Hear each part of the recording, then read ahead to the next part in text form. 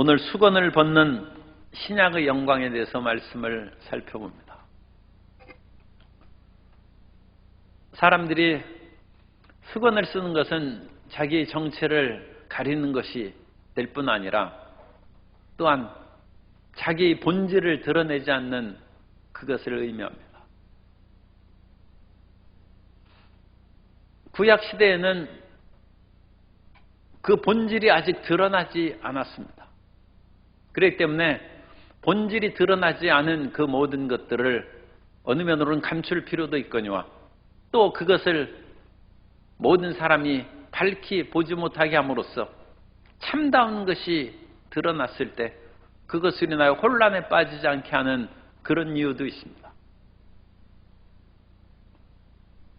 본질이 드러나기 전에는 외형과 다른 여러 가지 조건을 가지고 사람들이 많이 그 사람을 평가합니다. 그렇기 때문에 사도 바울에게 추천서를 요구하고 자기들이 사도 바울을 통해서 예수님을 믿고 구원을 받고 성령의 충만함을 받았음에도 불구하고 추천서를 가지고 온 바울의 반대파 사람들에게 그들이 유혹을 받고 속아 넘어가서 너희를 전한 사도 바울은 아무 추천서도 없이 너에게 오지 않았느냐, 그 말에 유혹을 받아가지고 바울을 비난하는 일이 생긴 것입니다. 그러나 사도 바울은 이제 내가 너희에게 무슨 추천서를 가지고 가겠느냐, 그리고 이미 추천서가 필요 없이 너희가 예수님 믿고 하나님을 따르는 너희 자신이 나의 추천서요 또한 나의 편지가 된다고 말씀하므로 외형적인 것이 아니라 그들의 내면에 있는 본질을 살펴보라고 그와 같이 얘기를 하고 있습니다. 사람이 내면이 어떠냐에 따라서 그 외부의 모든 것이 드러나기 마련입니다. 마음이 떨리는 사람은 외부도 긴장한 표시가 나고 얼굴이 불안과 초조함이 당연히 나타나기 마련이죠. 마음의 불안정이 밖으로 드러나는 것입니다. 아프리카에서 선교사님들이 선교를 할 때 그런 질문을 받은 때가 있답니다. 당신들은 얼굴이 환하게 빛났는데 도대체 무슨 화장품을 쓰기에 그러느냐, 그 화장품을 우리에게 알려달라고 얘기했다는 그 말이 있습니다. 그것은 선교사님들이 성령 충만하여 그들에게 복음을 증거하니까 그들의 얼굴이 빛이 나는, 그 빛이 나는 것으로 인하여 아직 예수님을 믿지 못하고 알지 못하는 그 사람들은 얼굴을 빛나게 하는 화장품이 있는가 보다, 그것을 우리도 발라서 빛나는 사람이 되어야 되겠다, 그런 질문을 한 것입니다. 사도 바울은 자기 추천서 문제에 넘어가서 나는 영의 직분을 받아서 이와 같이 더 이상 외형적인 것으로 여러분에게 나 자신을 입증하거나 나의 권위를 세우거나 그런 일을 하지 않는다. 그래서 구약의 직분과 신약의 직분에 대해서 더 이제 포괄적으로 얘기를 하고 있습니다. 구약의 직분은 돌판에 새긴 것을 근본으로 직분이 전해집니다. 십계명을 비롯해서 십계명의 가장 중요한 이제 돌판에 새겨진 것이고 구약의 613가지 그런 율법의 조항을 통해서 사람들이 세워진 것입니다. 그러면 그 율법의 조항은 어떤 조항이냐? 긍정적인 명령이 있습니다만 대부분은 정죄의 직분이라, 이것을 하지 말라는 금지 명령이 있으므로 사람이 잘못된 길을 걸어가지 않도록 하는 그것도 하나님의 은혜입니다. 그러므로 구약의 율법도 하나님의 큰 은혜 속에 들어갑니다만 어쨌든 정죄하고 심판한 일을 중점적으로 사람들이 잘못된 길로 가지 못하게 하는 것인데, 신약의 직분은 의의 직분이라는, 그래서 의로운 길로 인도하고 그것을 지키면 생명을 얻게 하고 또한 돌판에 새긴 것이 아니라 마음판에 새긴 것이고 영의 직분으로 주어진 것이다. 그럼 우리는 이런 구약의 직분에 마음을 뺏기지 말고 신약의 직분을 받은 것을 항상 감사하고 그 길로 전진해 나아가야 될 줄로 믿습니다. 그런데 사람들은 이 구약의 직분을 찾는 경우가 종종 있어요. 그것은 구약의 직분이 자기의 마음의 본심을 드러내지 않기 때문에 어떤 면으로는 진정한 회개가 없이 종교적이고 의식적으로 하나님을 섬길 수 있어요. 그러니까 자기 마음의 본질을 하나님 앞에 바치기 전에는 구약의 직분이 외형적인 것이 편할 수가 있다는 거죠. 그러나 신약의 직분은 우리의 마음의 직분이요, 우리의 내면의 가장 본질적인 것으로 하나님을 섬기는 직분인 줄로 믿습니다. 그러므로 예수님께서 바리새인들을 책망한 것은 그들이 겉으로는 하나님을 섬기고 하나님을 영화롭게 한다고 온갖 것을 하는데 그 속에는 온갖 자기의 탐욕과 이기적이고 육신의 정욕과 안목의 정욕과 이생의 자랑으로 가득하라는 것입니다. 예수님께서 서기관과 바리새인들을 책망한 것은 너희는 회칠한 무덤이라는 것입니다. 겉으로는 회를 취해서 하얗게 보이지만 그 속에는 썩은 그런 뼈들과 그런 썩은 물건이 가득한 회칠한 무덤이나 너희 그 마음속이 올바르지 못하다는 것입니다. 오늘 우리는 외형적인 구약의 직분보다 내면적인 신약의 직분, 영의 직분을 갖고 주님을 섬기고 주님을 기쁘시게 하는 사람이 되어야 될 줄로 믿습니다. 그러므로 사도 바울은 지금 추천서부터 시작해서 이 구약의 정죄 직분으로 나아가서 성령에 의한 직분을 받은 자기 자신을 보다 더 자랑스럽게 드러내고 있습니다. 그래서 이제는 예수님을 믿었은즉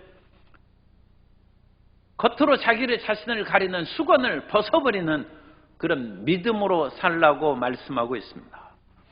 13절에 보면 우리는 모세가 이스라엘 자손들에게 장차 없어질 것의 결국을 주목하지 못하게 하려고 수건을 그 얼에 쓴 것 같이 아니하노라. 그래서 모세가 수건을 쓴 그 이유를 사도 바울은 장차 없어질 영광을 사람들이 바라보지 못하도록, 주목하지 못하게 하도록 수건을 썼다고 그렇게 얘기하는데, 이것은 이제 구약의 직분의 한계성을 이제 사도 바울이 정확하게 가르쳐 준 것이고, 출애굽기에 보면 모세가 하나님을 만났어요. 그래서 출애굽기 34장 29절 이하에 보면 모세가 그 증거의 두 판을 모세의 손에 들고 시내산에서 내려오니 그 산에서 내려올 때 모세는 자기가 야훼와 말하였으므로 말미암아 얼굴 피부에 광채가 나니 나나 깨닫지 못하였더라. 아론과 온 이스라엘 자손이 모세를 볼 때 모세의 얼굴 피부에 광채가 남을 보고 그에게 가까이 하기를 두려워하더니, 구약의 직분도 영광이 있는 것은 하나님을 만나면 빛이 나는 거예요. 태양빛을 받으면 우리도 빛이 나지 않습니까? 어둠 속에 있다가 밝은 빛을 딱 보면 그게 스포트라이트죠. 그 빛을 쫙 비치면 탤런트 그런 배우들이 온 얼굴이 환하게 온 몸이 빛나는 것처럼 하나님의 빛을 받으면 우리도 빛이 나는, 영혼의 빛이 나는 것이죠. 그래서 모세가 십계명의 그 두 돌판을 받을 때 하나님과 함께 계심으로 얼굴에 빛이 났어요. 그런데 그 뒤에 모세가 돌판을 가지고 백성들에게 내려오면 백성들이 얼굴에 광채 나는 것으로 인하여 두려워했다고 했습니다. 그래서 모세가 하나님 말씀을 전한 후에는 수건으로 가렸다고 출애굽기 34장에 나와 있어요. 그러니까 수건으로 가린 첫 번째 이유는 사람들이 모세를 대하기를 두려워하고 불편하다는 거예요. 하나님의 영광의 빛이 드러나니까 자칫하면 우리가 무슨 죄를 범하는 것이 드러날 수도 있고 하나님의 영광의 그 모습을 함부로 가까이 하기가 마음에 꺼림칙하기 때문에 모세가 하나님 말씀을 선포한 후에는 수건으로 가린 것입니다. 그런데 그 이면에는 오늘 사도 바울이 고린도후서에서 말씀한 것처럼 그 영광은 일시적이죠. 태양은 자연 발광체니까 자연적으로 빛이 나지만 다른 태양빛을 받아서 빛을 반사하기 때문에 태양빛을 받지 못하면 다른 빛이 없어지는 것입니다. 그러므로 하나님과 함께 있고 하나님의 일을 행할 때는 모세가 빛이 났지만 그 때가 지나가면 얼굴의 빛이 사라지는 거예요. 그러므로 그 얼굴에 사라진 빛을 사람들이 알지 못하도록 수건을 썼다고 얘기해요. 그것은 두려워하는 첫 번째 출애굽기 34장의 이유뿐만 아니라 두 번째로 사라질 영광을 가진 모세 언약의 한계성을 얘기해 줍니다. 모세가 하나님의 말씀을 증거하는 것은 모세 언약의 그와 같은 계명들입니다. 그런데 그것은 한시적이고 어느 때까지만 있다가 사라져버릴 것임을 분명히 여기에서 가르쳐주고 있는 것입니다. 그것이 구약의 언약의 한계성이고 그 언약은 점차적으로 새 언약의 모든 것이 흡수 통합된다는 것을 가르쳐주는 것입니다. 구약의 언약을 보면 아담과 하와가 범죄했을 때 하나님께서 여자의 후손을 통하여 뱀의 머리를 상하게 하고 승리와 구원의 역사를 베풀 것을 약속해 주셨어요. 거기에서부터 아담 언약이 시작합니다. 그 다음에 노아 때 사람들이 타락했을 때는 노아 홍수를 통하여 그들을 심판했지만 그럼에도 불구하고 이 지구와 모든 것을 보존하시고 그들에게 생육하고 번성하는 약속을 주셨어요. 이 노아의 보존의 언약이로. 그리고 나서 하나님께서는 아브라함을 선택해서 너는 내 명령을 쫓아 본토 친척 아비 집을 떠나 내가 내게 지시할 땅으로 가면 내가 너로 큰 민족을 이루고 너는 복이 될 것이라고 했어요. 내 아브라함의 언약입니다. 그래서 아브라함과 같은 믿음의 길을 걸어가는 사람은 하나님께서 복이 되는 은혜를 내려 주십니다. 그리고 이 아브라함에게 할례를 행하고 본토 친척 아비 집을 떠나라는 일종의 조건이죠. 그러한 조건들을 모세를 통하여 10계명을 주고 613가지 그런 조건을 이제 완벽하게 만드는 거예요. 그러므로 모세 언약은 아브라함의 그런 일부 조건이 더 충실하게 드러난 거죠. 그래서 모세 언약을 주어서 그 언약이 발전되고 그 모세의 언약은 아직 백성들에게 준 언약인데 국가적인 언약으로 하나님께서 세워준 것이 다윗 언약입니다. 그래서 다윗 언약을 통해서 온 국민들이 나라가 하나님의 은혜 가운데 들어갈 수 있도록 다윗 언약을 주시고 이것이 구약의 언약의 점진적인 발전입니다. 그래서 구약의 이런 모든 언약들은 시대에 따라가면서 조항이 더 늘어나고 내용이 풍성해짐과 아울러 하나님의 은혜가 더 많아지는 그런 점진적 발전을 보여주고 있습니다. 그런데 이 다윗 언약은 국가적인 그런 언약인데 유다와 이스라엘이 하나님을 배신함으로 말미암아 유다도 망하고 북왕국 이스라엘도 멸망하는 상황에 처해 있어요. 그 상황 가운데 하나님께서는 예레미야에게 새 언약을 주셔서 날이 이르리니 내가 이 이스라엘과 유다에 새 언약을 세워주셔서 그 새 언약은 이전의 언약과 다르다는 것입니다. 이전의 언약은 돌판에 새겼지만 이제는 마음판에 새기고 이전의 언약대로 모세 언약에 따르면 사람이 죄를 지면 짐승을 잡아서 피를 흘려야 되는데 이제는 영원히 그 죄를 용서하는 하나님의 은혜의 새로운 역사로 드러나게 된다고 예레미야가 약속을 하고 그 예레미야의 예언의 약속이 신약시대에 예수님으로 말미암아 성취된 줄로 믿습니다. 그래서 예수님께서 이 언약의 완성인 것입니다.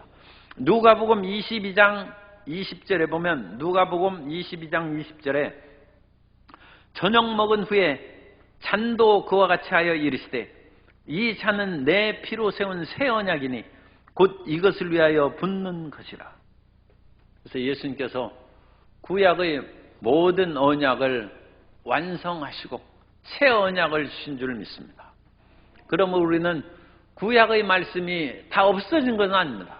없어지고 그것이 다 폐해진 것이 아니라 새 언약 속으로 들어와서 완성되었다. 그렇게 믿는 것이 좋습니다.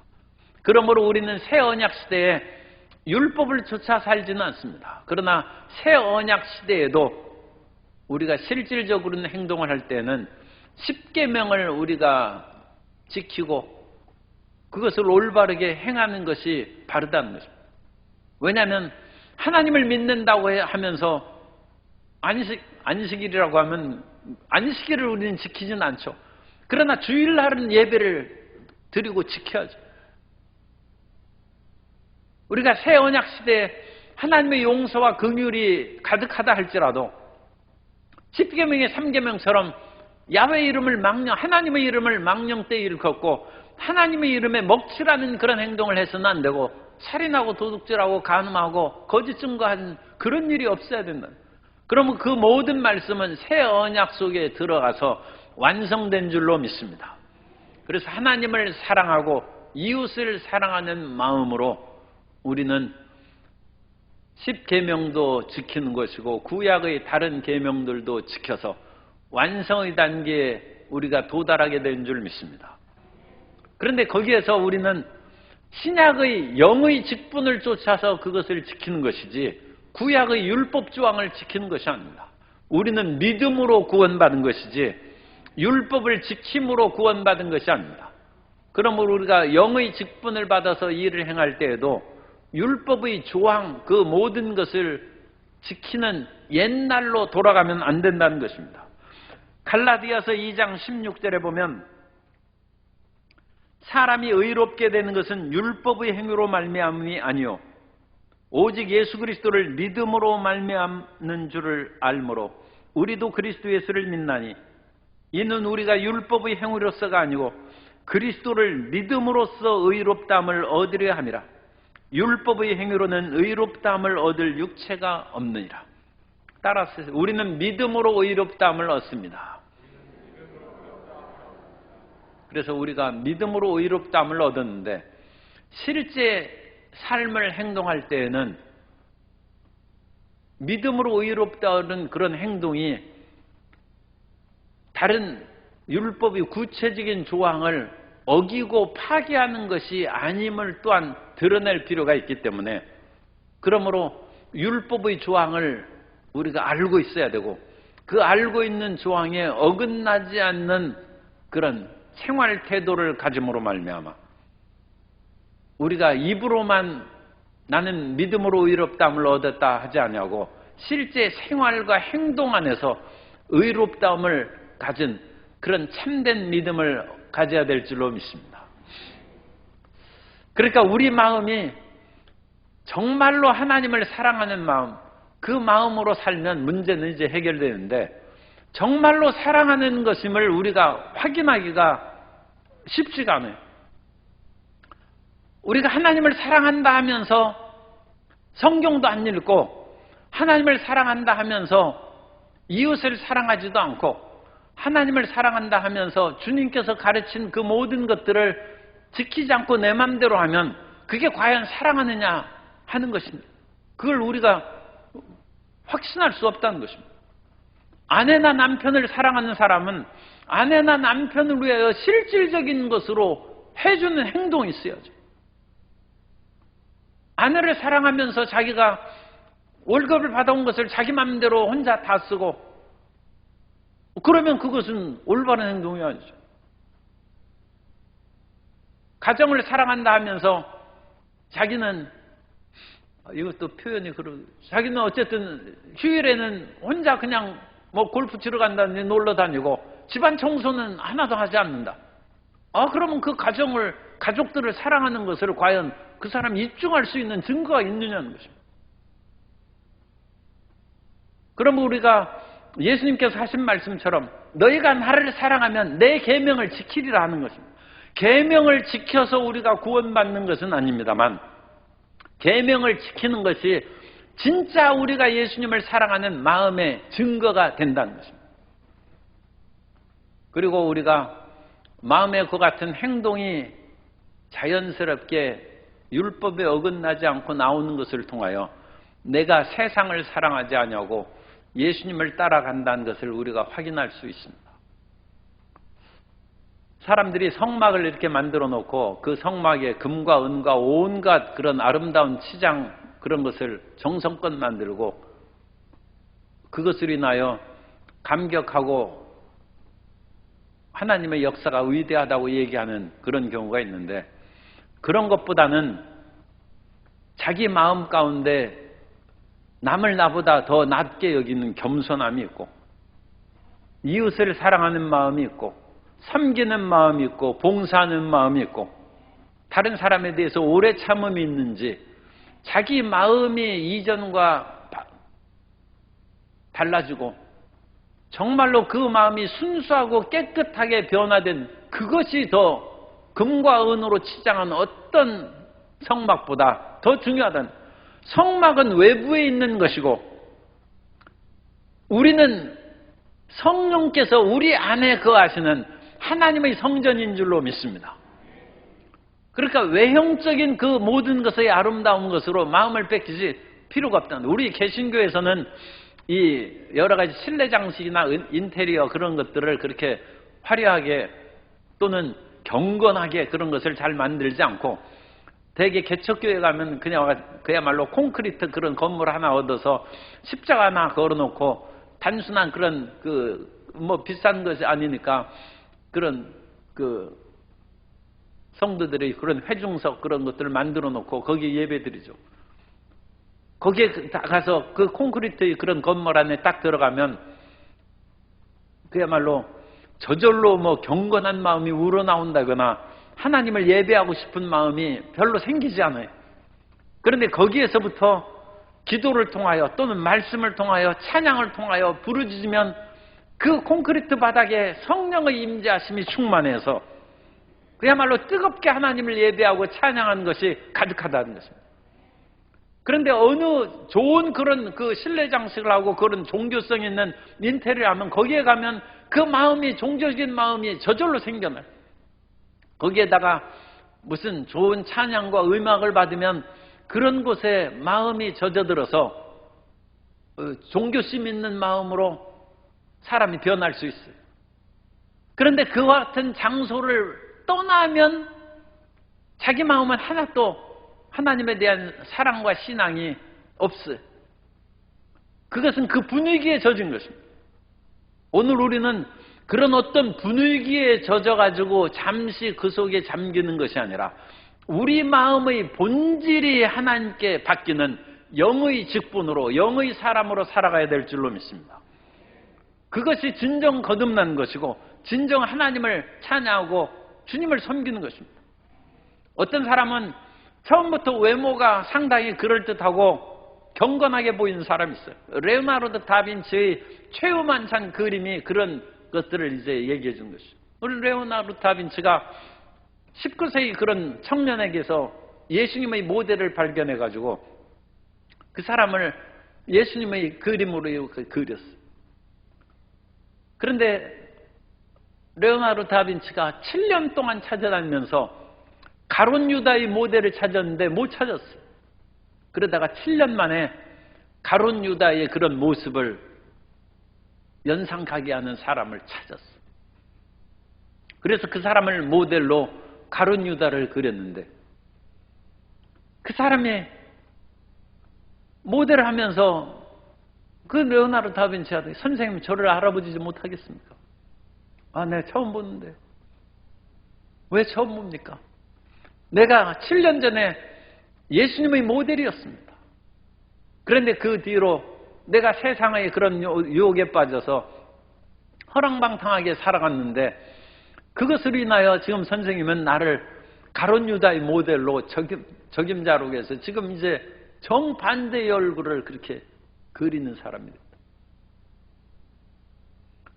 마음이 어떠냐에 따라서 얼굴이 예수님의 모습을 드러내기도 하고 가룟 유다의 모습을 드러내기도 하는 것입니다. 오늘 우리는 외형적인 것으로 인해서 종교적이고 교회 다니는 그 모습을 드러낸 것이 아니라 우리 마음의 진실된 본질이 하나님에 대한 사랑으로 충만하고 이웃 사랑의 마음으로 충만하여서 우리 본질이 변함으로써 얼굴이 경건함으로 충만한 하나님의 자녀가 돼야 될 줄로 믿습니다. 그런데 사람들은 이 외형적인 것으로 많이 마음을 뺏기기 때문에 추천서라든지 구약의 화려한 제복을 그 제사장의 옷을 입은 것이라든지 왕복을 입은 그런 사람들에게 마음을 뺏긴다. 그러나 우리 예수님 믿는 사람들은 일견 그런 옷이 있으면 입는 것이 나쁘지 않습니다. 그러나 그것은 잠시 눈에 보이는 것이고 우리 내면이 왕 같은 제사장이 되어야 될 줄로 믿습니다.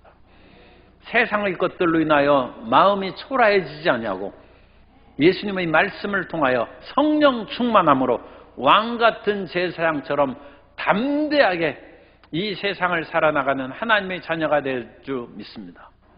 그래서 우리 마음이 이 세상의 어떤 것으로 인하여 위축되거나 초라해지지 않는 사람이 돼야 돼요. 우리가 다른 사람한테 뻐기고 힘있게 나아가는 것이 우리 가진 외형적인 것으로 인하여 그와 같이 행한다면 조금 심하게 얘기해서 우리는 불쌍한 사람이에요. 엊그제 KTX 타고 오면서 참 미안하지만 그 전화 거기에서 통로에서 전화하는데 그 귀에 안 들릴 수가 없죠. 그분한테는 미안하지만 자기 며느라한테 1,500만 원짜리 롤렉스 시계 사줬다 이거. 그러면서 그 시계를 차고 가면 그래도 그 며느라기가 좀 얼굴도 펴지고 친구들 앞에서 더 당당하지 않겠느냐. 그래가지고 그걸 사줬다고 하는데 어쨌든 옛날에는 한 15만 원 했는데 언제 그렇게 1,500만 원짜리 롤렉스. 요즘 우리 시계를 잘 안 차고 다니지 않습니까? 그런데도 또 그렇게 아주 명품 시계를 차고 다님으로써 자기를 드러내고 의기양양하게 하는 그런 일이 있는 것 같아요. 그거 좋습니다. 나는 좋은 거 멋있게 하는 거 전혀 나무라지 않는데 그거 이상으로 마음이 그와 같이 빛나야 된다. 우리 크리스찬들은 그게 중요한 거예요. 시계 하나 풀어버리면 그냥 의기소침하고 3천만 원짜리 차면 의기양양하고 3억짜리 자가용 타고 다니면 의기양양하고 150만 원짜리 중고차 타고 다니면 그냥 위축되고 얼굴을 못 들고 그 사람이 그러면 안 되죠. 마음이 그래서는 안 되죠. 사도 바울은 참 그 초라한 모습을 가지고 있다고 했어요. 매부리코에다가 얼굴은 얼겁고 눈은 깊숙이 들어가고 거기에다가 대머리에다 안짱다리에다가 키는 자그마하고 외부는 볼품 없었다. 그러나 그의 말할 때에는 얼굴이 천사같이 빛난다. 사람들은 사도 바울을 보고는 외모로 점수를 주지 않아요. 아무 그와 같이 사람들에게 신망과 신뢰함과 사랑받을 만한 것이 없는데 그의 성령의 충만함과 하나님 말씀을 증거하는 능력으로 그 사람을 받아들이는 것입니다. 오늘날 우리 한국교회의 크리스찬들이 그래야 됩니다.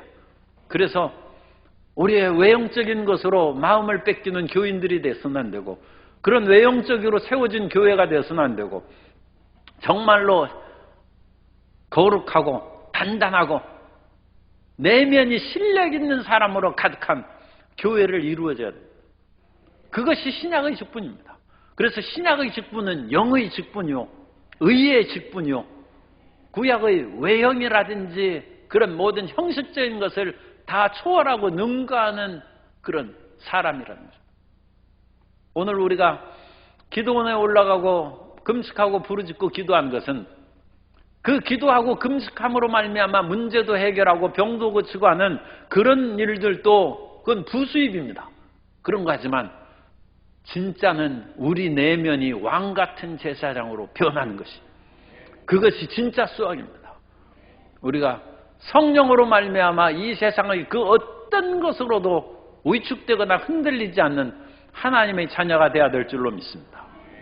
세상에 학식이 있는 디오게네스도 거짓골을 하고 통 속에서 누워서 자고 하는 그와 같은 초라한 삶을 살아가고 있는데, 그 디오게네스가 알렉산더가 찾아와서 참 대단한 철학자인 줄 알았더니 정말로 여기에서 이와 같이 거짓골로 통에 누워있구나 하면서 알렉산더가 내가 뭐 도와줄 거 없느냐, 당신처럼 이와 같이 초라하고 비참하게 사는데 나는 그야말로 세계를 정복해 나아가는 알렉산더 대왕이라는, 디오게네스가 이렇게 한번 얼핏 보더니 당신이 나를 도울 것이 무엇이 있겠느냐, 하나 있는데 지금 나 햇빛 쬐고 있는데 그림자 지지 말고 저기 비키라는 거예요. 알렉산더가 아리스토텔레스의 제자니까 화를 안 내는, 정말로 훌륭한 사람. 철학의 마음에 말씀이 그 사람도 사상으로 가득 차 있으니까 세상의 부귀영화에 마음을 뺏기지 않고 살아가는, 하물며 세상 철학이 아니라 하나님의 진리의 말씀과 성령의 충만함을 받은 우리가 이 세상의 이런 부귀영화나 지위의 고하로 인하여 위축되고 떨고 초라한 사람이 되어서는 절대 안 됩니다.